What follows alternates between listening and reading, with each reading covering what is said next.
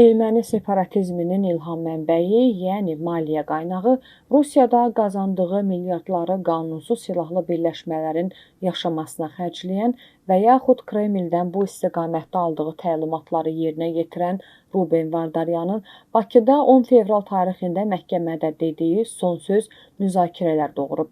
Məhkəmədən bir gün sonra bəlli oldu ki, Vardaryan Məhəmməd Füzulini öyrənib, oxuyub və onun məşhur Padişah-ı Mülk qitəsini məhkəmədəki son sözündə deyib.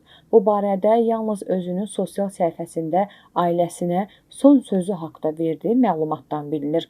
Ailəsi ilə rusca danışan və bu məlumatı da rusca verən Rubenin məqsədi aydındır.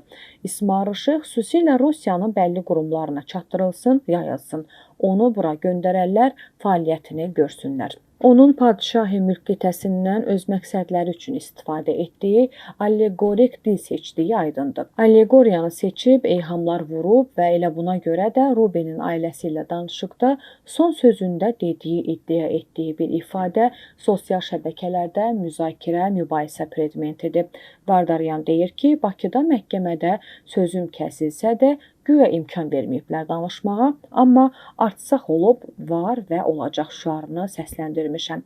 Bu şüarı məhkəmədə səsləndirməyə cəsarəti çatmadığını o prosesdə iştirak edən bütün media nümayəndələri təsdiqləyir.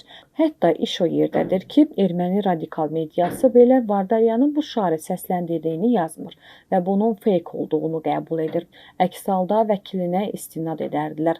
Ancaq qəribədir ki, Azərbaycan dilli bir sayt bunu Vardaryanın ailəsinə göndərdiyi mesaja deyil, məhkəməyə istinadla yayır. Başqa sözlə, bu iddialı sözləri Vardaryanın vəsaitindən birbaşa bəhrələnmiş və bəhrələnən erməni saytları deyil, erməni diasporunun da dəstək olduğu mənbədən qrant alan, sapı bizdən olan tirajlayır. Vardaryan niyə Bakıda məhkəmədə cəsarəti çatmadığı sözü deyibmiş kimi davranır? Vardaryan yaxşı bilir ki, Artsaq adında bir qurum de jure mövcud olmayıb, yoxdur və heç vaxt olmayacaq. Vardaryan yaxşı bilir ki, de facto mövcud olan bu separatçı xunta rejimi artıq de facto da yoxdur və heç vaxt olmayacaq. Vardaryan son sözündə sülhdən yana çıxış etsəydi, indiyə qədərki ömrünün puç olmasını, qətliamlarla yaşadığını və bu qətliamların regiona dəhşətlər gətirdiyini, nəticədə hazırda layiq olduğu yerdə olduğunu etiraf etməli idi.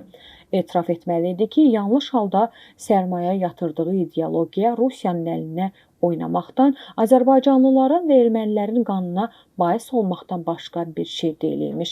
Bunu etiraf etməyə cəsarəti çatmır, özündən qəhrəman düzəltməyə ümid edir, çünki belə layihələndirilib. 2002-ci ildən buna görə bu yola yönəldilib və buna görə ona milyardlar qazanmağa şərait yaradılıb.